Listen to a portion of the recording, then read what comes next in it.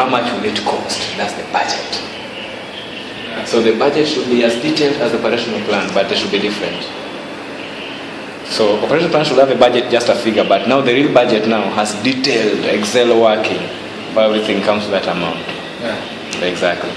And of course that part of it is also how do I get that money? It also comes under the budget. Where the source of this funding is from this organization, this organization. Yeah. And then how will I measure my success? Right. So this is now called the M and E framework. So for me to measure, I must have an outcome. And then this outcome, I look at it, I must have an activity, an outcome, and then I measure it based on 5 parameters. The reach, is it reaching many people? The impact, what's the impact? Can it be scaled, scalability? Is it sustainable? Right? So these are the parameters for doing an M&E framework. You don't just do an M&E. So my understanding of how to analyze reach in a health project, how to analyze reach in a child project is what makes me become an expert on about the reach.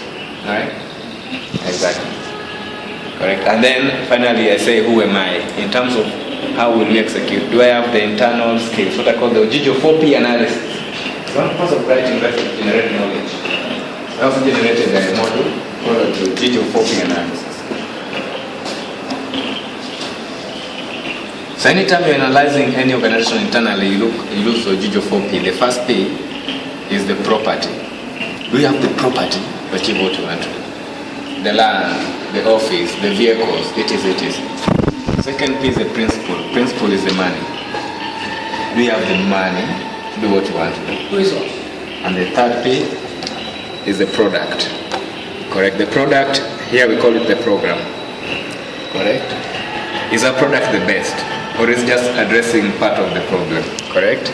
And the very last P, property, principle, product is the exactly. Do we have the people? And people, you look at 3 categories of people in organizational analysis. You're looking at those who have the dream, those who maintain the dream, they're called the board. Then those who implement the dream, it's called the secretariat, headed by the executive. And those who support the implementation, these are the advisors. And there you are. So what are the frontline staff? The lawyers, sorry? What are your frontline staff there? In terms of people that actually go... Secretariat. The secretariat. The secretariat. Advisors, you have the lawyers, the accountants, because these come from outside to advise you. The consultants, like now you. This is strategic planning in 5 minutes. What do you say? You don't have to say anything there.